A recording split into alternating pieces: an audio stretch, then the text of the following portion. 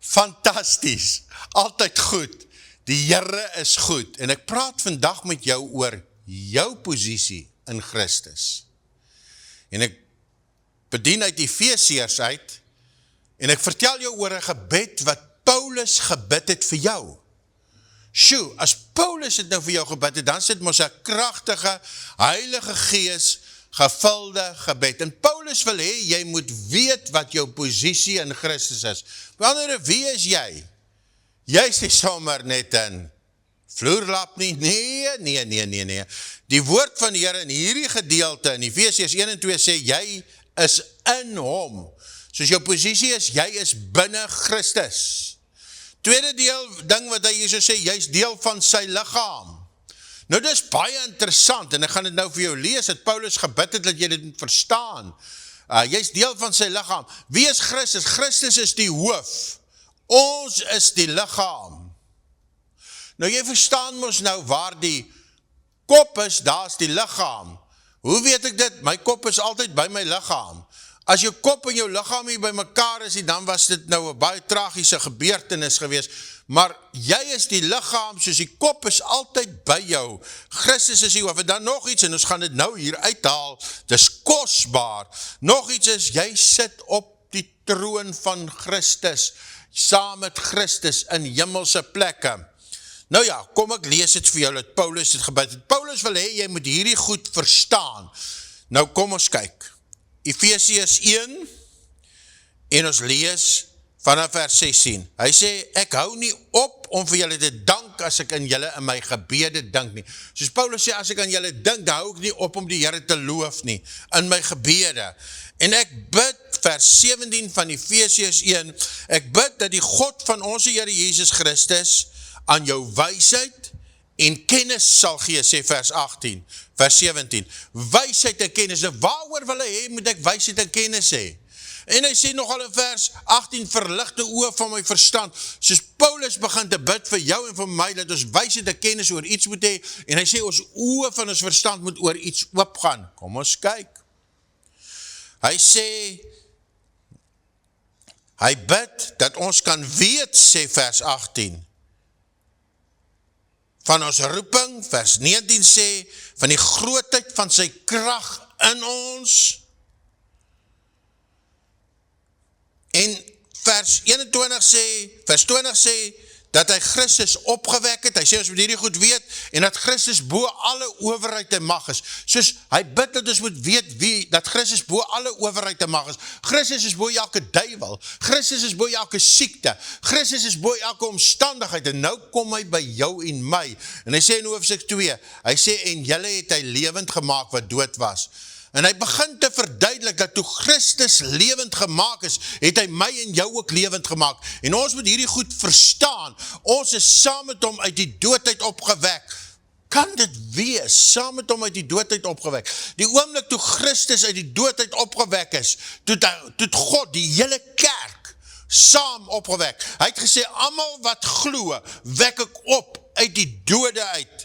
Dis 'n interessante gedagte. Paulus ag het so belangrik dat hy hieroor bid, en hy bid dat ek en jy dit moet verstaan. Ons moet dit begryp. En ek het hier in my Bybel geskryf, ek is saam met Jesus Christus opgewek uit die doodheid. Hoekom sê ek dit? Ek moet dit vir jou lees, want hierdie boek is my verwysingsraamwerk. En as dit hier staan, staan dit hier, en as dit nie hier staan nie, staan dit nie hier nie. En dit staan hier, kom ek lees dit. Vers 4 van hoofstuk 2, maar God wat ryk is, sê saam my God is ryk. Waarin is hy ryk? God is ryk in genade, mos, ne? In mercy and grace. God is ryk dan, maar God wat ryk is in barmhartigheid. Hy sê, het ons met sy grote liefde, toe ons dood was, lewend gemaak, saam met Christus. Daar staan dit in vers 5 van Efesiërs 2, jy is saam met Christus lewend gemaak. Wil jy dit nie saam met my sê, toe Christus lewend gemaak is jy ook lewendig gemaak. Saam met Christus lewend gemaak, vers 6, saam opgewek, soos ek is saam met Christus opgewek, saam laat sit in die hemele in Christus, soos in die geesteswêreld. In die fisiese is ek hier op aarde, maar in die geesteswêreld is ek in die hemele. Kan dit waar wees? Het is so belangrik om dit te weet, dat Paulus hieroor bid en sê, ek wil hê, julle moet dit weet, julle moet dit verligte oë van julle verstand hê, jy moet kennis en wysheid hieroor hê. Dit is so belangrik, as jy dit begryp, verander dit jou hele lewe. Laat jy saam met Christus opgewek is, dit sê Efesiërs 2 en vers 5, saam met hom opgewek, lewend gemaak is, vers 6, saam met hom opgewek, en dan sê vers 6, saam laat sit in die hemele in Christus. Dit beteken eenvoudig, waar is Christus? Die vorige hoofstuk sê, bokant alle owerhede. Waar is ek? Ek is saam met Christus, bokant alle owerhede. Bokant elke kanker, bo elke duiwel, bo elke omstandigheid, bo elke depressie, bo elke ongelukkigheid, bo elke huweliksprobleem, is Christus verhewe en ek is saam met hom in hemelse plekke. Nou is dit so belangrik dat jy het moet verstaan, en nou wil ek hierdie gedagte weer van vooraf vir jou so deurknie, soos wat 'n vrou 'n stuk deeg sal deurknie, want ek wil hê, dit moet in jou binneste groei. Die Bybel sê, in Efesiërs 1, ek bid, vers 16, hy begin eintlik daar in vers 15, wat hy begin bid, maar ek lees vir jy van vers 17 af, van hoofstuk 1, dat die God van ons Here Jezus, die Vader van heerlikheid, aan jou die gees van wysheid, en openbaring van kennis in hom sal gee, verligte oë van jou verstand, so dat jy kan weet, wat die hoop van jou roeping is. Wat is jou roeping? Jou roeping en jou posisie is, bokant owerhede, bokant magte. Daarom, wanneer jy in 'n omstandigheid is, wanneer jy voor 'n sieke staan, wanneer jy in 'n situasie is, het jy gedelegeerde mag, want jy is bokant dit. Wat beteken die woord mag of autoriteit dan nou? Mag is nie dieselfde as krag nie. Krag beteken jy het die vermoë om iets op te tel. Jy het die vermoë om iets fisies te stop. Miskien kan ek het weer vergelyk soos die bekende voorwerp van die verkeerskonstabel wat 'n 36 ton trok met sy hand stop. Hy stop het met sy hand, hy sê stop, en dan moet die bestuurder stop, want as hy nie stop nie, dan is daar probleme, want hierdie verkeersman het mag. Hy het sekere wette wat agter hom staan, hy het 'n regering se weermag wat agter hierdie verkeersman staan, en hy het nie die krag om die trok te stop nie, maar hy het die mag. En ek wil vir jou sê, ons is bokant alle owerhede en alle magte in Christus Jesus. In die geeswêreld sit jy in hemelse plekke, en met hierdie autoriteit kan jy elke duiwel stop in die naam van die Here Jesus Christus. Daarom sê die Bybel in Lukas 10 vers 19, kyk. Hy begin so kyk. Die woord kyk beteken jy sal dit met jou eie twee oë sien. Kyk, ek gee aan julle die mag. Let wel die woordjie mag, om op slange en skorpioene te trap. Daai slange en skorpioene is nie fisiese slange en skorpioene nie. Dis demone en duiwels. Ek gee aan jou mag om op slange en skorpioene te trap en oor al die krag van die vyand. En niks sal jou ooit skade doen nie. Soos wat het ek en jy? Ons het gedelegeerde mag. Ons het autoriteit en daar is 'n duiwel daar buite wat kragtig is. Ja, hy is kragtig, maar ons het alle mag oor die krag van die duiwel. Want die Bybel sê, ek bid dat julle hierdie goed moet verstaan.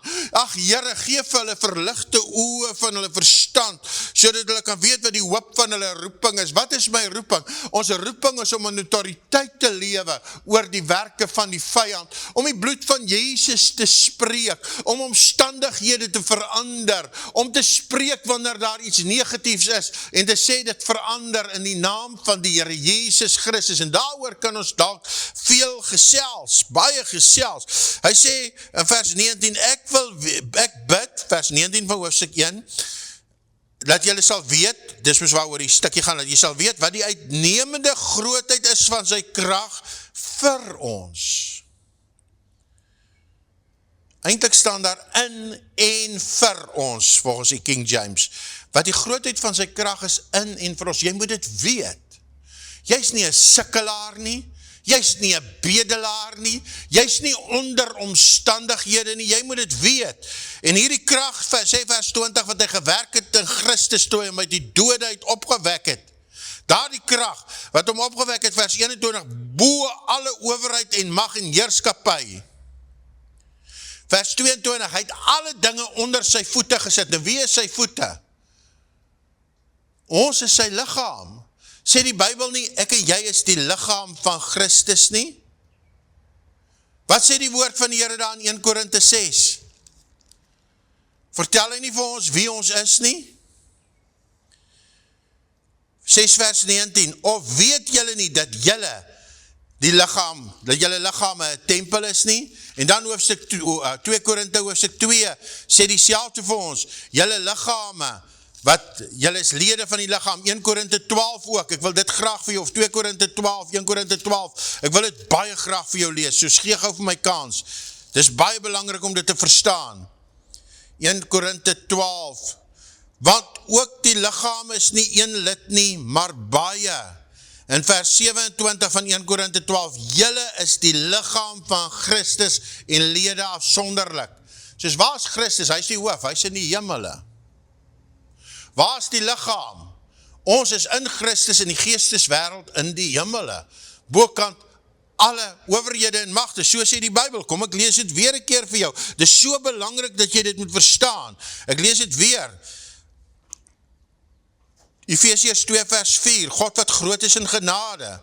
Wat toe hy dood was, wat vir julle, toe julle dood was deur die misdade lewend gemaak het. Vers 6, en opgewek het, saam laat sit het in die hemele in Christus. Soos nou sê die Bybel, waar is Christus? Hy sê hy is in die hemele. En alle dinge is aan sy voete onderwerp. Wie is sy voete? Ons is sy liggaam. Soos alle dinge is aan ons onderworpe. En ons moet hierdie autoriteit gebruik. Christus het alle gesag. Alle dinge is aan sy voete onderworpe. En ons is sy liggaam. Ons is deel eintlik, nie ek kan nie, niemand, geen een persoon kan sê ek is Christus, niemand kan dit sê nie, maar saam vorm ons die liggaam van Christus. Ons is die liggaam van Christus, 1 Korinte 12 vers 27. Julle is die liggaam. Paulus sê, jy moet dit eenvoudig weet. Jy moet dit verstaan, want die duiwel wil kom amok maak. Hy wil omstandighede op jou pad werp, en dan begin jy te bid en sê, Here, help my. Maar eintlik moet jy opstaan as liggaam, as deel van die liggaam, en sê, duiwel, ek weerstaan jou in die naam van Jezus. U weet ons wat sê die Bybel daar in Markus 16. Baie bekende vers. Jy kan het uit jou kop uit dalk opsê. Markus 16 vers 17 en 18. Ek wil het graag vir jou woord vir woord lees, oor hierdie gedelegeerde autoriteit, wat in jou hande is. Hy sê, vir die wat glo sal hierdie tekens volg. In my naam, sê vers 17, sal hulle duivels uitdryf, met nuwe tale sal hulle spreek, slange sal hulle opneem, as hulle iets dodeliks drink, sal het hulle geen kwaad doen nie, op siekes sal hulle die hande lê, en hulle sal gesond word. Dis gedelegeerde mag. Ons kan vir elke duiwel sê, stop in die naam van die Here. Wat sê die Bybel daar in Johannes? Hoofstuk 12 sê hy, dieselfde werke wat ek doen, sal julle doen, en groter werke as dit, omdat ek na my Vader toe gaan. Vriend van God, mede-liggaam van die Here Jesus Christus, mede-liggaamslid, mededeel van die liggaam van Christus. Ek wil vir jou sê, dat het tyd geword, dat die kerk vir die kerk sê, arise and shine, for your light has come. Het het tyd geword, dat ons vir mekaar sê, kom ons staan op in die autoriteit en die gesag wat ons het, en ons sê, genoeg is genoeg. Kom ons weerstaan die werke van die Satan. Kom ons sê vir siekte om te gaan. Kom ons sê vir korrupsie om te gaan. Kom ons sê vir louheid om te gaan. Kom ons sê vir meer om te gaan. Spreek 'n woord. Want dood en lewe is in die mag van jou tong. En elkeen wat dit graag gebruik, sal die vrugte daarvan geniet. Ek wil jou graag vat na Efesiërs die 6de hoofstuk toe. Hy sê in vers 10, hoofstuk 6 vers 10, eindelik my broeders word kragtig in die Here. Hy sê nie word kragtig in jouself nie, in die Here. Jy het gedelegeerde mag, gebruik die mag van God. In die naam van Jezus, wat julle die Vader vra, my naam sal hy vir julle doen. Ons moet geloof hê, my vriend, ons moet in geloof optree. Wat jy vra, sal jy kry. tree op in hierdie geloof. Die Bybel sê eintlik, my broeders, word kragtig in die Here. Nie in jou vermoë nie, die moderne mens sê, jy moet glo dat jy kan, of jy moet glo dat jy in staat is om iets te doen. Dit klink mooi. Hulle sê eintlik glo in jouself. Ek stem nie saam daarmee nie, ek sê ek glo in Christus. With Christ in the vessel, I can smile at any storm. Met Christus binne in my, is ek meer as oorwinnaar. Ek glo nie in myself nie. Nee, ek glo in God. Want by God sal geen ding onmoontlik wees nie. Hy is my baas, my eienaar, my besitter. Ek behoort nie aan myself nie. Ek is I'm his bond servant. Ek is sy eiendom, sy besitting. En weet jy wat, hy werk deur my. Het jy geweet, God werk nie hier op die aarde so seer, sommer maar net so nie. Hy werk deur sy liggaam. Ja, hy werk deur engele om opdragte uit te voer. Verseker, daarvan weet jy baie en ek het getuienisse daaroor. Maar weet jy wat, hy werk primêr deur sy liggaam, deur sy hande en sy voete. En ek en jy is sy hande en sy voete. En ons sit reeds in hemelse plekke op die troon van God, langs God, in Christus Jesus. So sê Efesiërs hoofstuk 2, vers 5, 6 en 7. Jy is meer as oorwinnaar deur Christus, wat jou die krag gee. Weer hierdie vers, eintlik my broeders, eintlik, finally my brethren, word kragtig in die Here, en die krag van sy sterkte, nie jou vermoë nie. Miskien dink jy kan nie, jy's reg, jy kan nie. Miskien dink jy het dit nie, jy's reg, jy het dit nie in jouself nie. Maar God kan, en hy het dit, en ek is in sy liggaam, daarom kan ek, en daarom het ek dit, omdat ek in Christus is. Soos wat jou posisie betref, in Christus, het ek hier 'n nota geskryf, my posisie in Christus, ek is in hom. Dit verander alles. Ek het geskryf hier, ek is deel van sy liggaam. Wow, dit verander alles. Dit verander alles. Onthou waar die kop is, moet die hand ook wees. Moet die voet ook wees, soos hy is hier by my. Ek is by hom en hy is by my. As hy nou in die hemel is, ek is ook in hemelse plekke. Maar hy is ook hier op die aarde by my. Overal. Ek het hier geskryf, ek is op die troon. Want die Bybel sê, ek is lewend gemaak saam met Christus, en ek saam laat sit in die hemele in Christus, soos ek is in 'n gesagsposisie. Saam laat sit in die hemele. Sit beteken jy te rus in jou siel. Mens wat regeer sit op 'n troon. Jy's 'n heerser, my vriend, in Christus Jesus. Ek het hier geskryf, ek is aan die regterhand van God, bo alle owerheid en mag, en alle dinge is onder ons. Alle dinge is onder ons voete onderwerp, want ek is sy hande, sy voete. Ek en jy, ons is die liggaam van Christus. Dis jou posisie in Christus. Wil jy nie gou daai omstandigheid aanspreek in die naam van Jesus nie? Jy wag mos nie vir die Here om dit te doen nie. Die Here het jou opdrag gegee om dit te doen. Hy sê, weerstaan die duiwel en hy sal van jou wegvlug. Nou bid jy dat die Here hom moet weerstaan. Jy sê, ag Here, help my tog met hierdie ou duiwel. Intussen is jy die liggaam. En die Here wag vir jou om te sê, Satan, gaan in die naam van die Here, want aan jou is gedelegeerde gesag en autoriteit en mag gegee. En selfs krag. Selfs krag.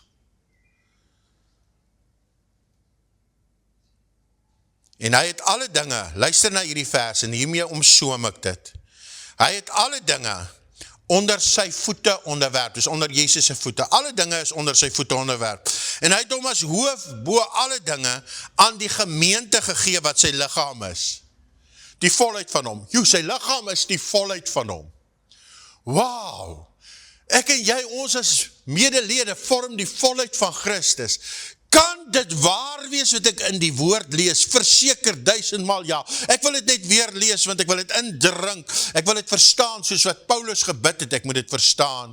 Hy sê, en hy het alle dinge, dis God die Vader, het alle dinge onder Jesus se voete onderwerp. En hom as hoof, bo alle dinge, aan die gemeente gegee.